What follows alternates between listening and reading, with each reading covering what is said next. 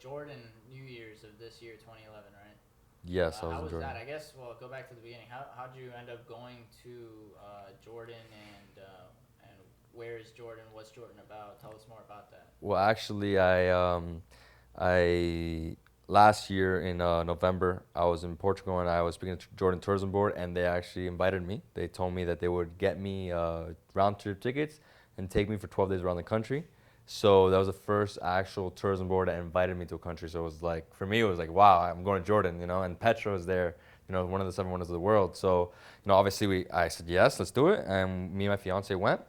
And I mean, it changed my life completely. It's very majestic in the way that it had Jesus Christ, it had Moses, it had the Romans, it had Bedouin tribes from 2,000 years ago. It has so many different things. In the Wadi Rum Desert, you could find, manuscripts like, text from Neolithic time or megalithic time, either one of those. Sorry, like 5,000 BC type of stuff. So there's people out there actually going after camels, living out there. So there's a lot of history in Jordan. One of the seventh wonders of the world is in Jordan. It's Petra. You might have heard about it, but until you go to Petra, you have no idea what it is because it's a city.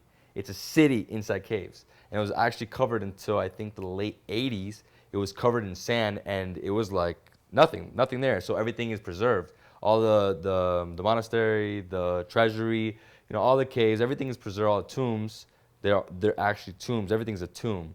And if you've seen Raiders of the Lost Ark, Indiana Jones, you will see that there was like no one there, but there's a type of people that live there that were Bedouins, and they're the only people that work in Petra.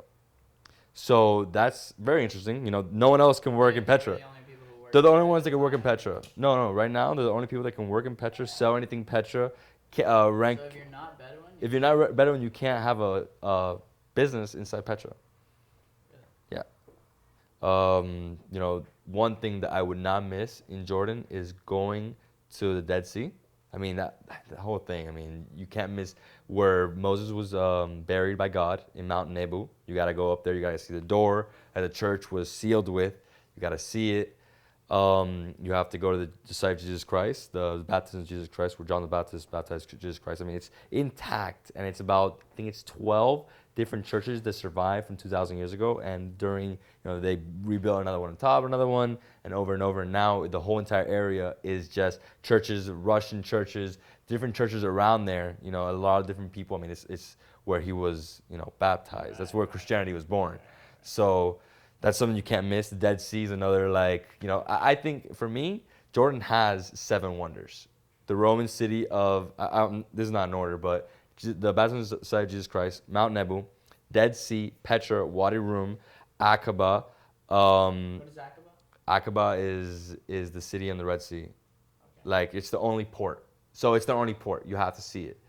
There's the city of Dana, which is like a little town, but you can go up there and there's hotels that are like tent style hotels. So that's another really cool thing. Style? Yeah, like tent hotels. Like you go in, it's a tent, like a little bungalow out there, but you're in a mountain and it gets cold at night.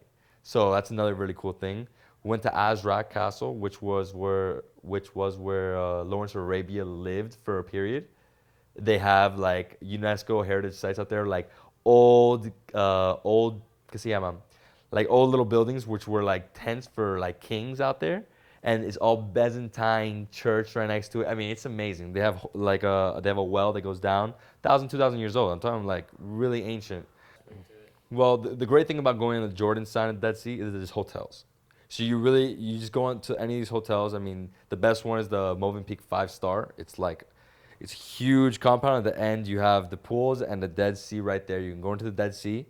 You get the mud. So you get the mud. You put it on top of yourself, right? So this mud has vitamins, like the best vitamins in the world, because the Dead Sea is made up of 33% salt, which means it's the lowest location on Earth. This lowest place on Earth.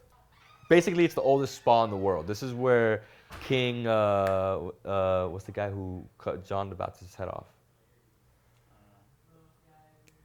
Okay. Well, when you go to Jordan, you have to stop in Amman, and that is the capital city. It's only grown to what it is in the past 50 years. Before that, it was like a little town with a few thousand people. I mean, there was nothing there. The Roman theater was there, and everything else was covered. my guide, he was telling me stories when he was a kid. The Citadel, where it's like all the Roman ruins and everything's there, Greco-Roman ruins actually. So a lot of different histories have gone through it. There, it was all covered. They used to play soccer up there. It was all covered.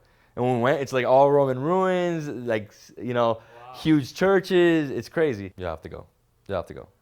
Especially with your girlfriend. You have to go to Jordan. Jordan changed your life. That's all I gotta say. Like, it would change your if you could do it like this, it would like really, it would change it in a way that it'll open your eyes about the Middle East, because everybody has a bad perception, or Yeah. you know, they think the Middle East is dangerous. They think this about the Middle East, obviously because of terrorism and everything. But this is like a different world.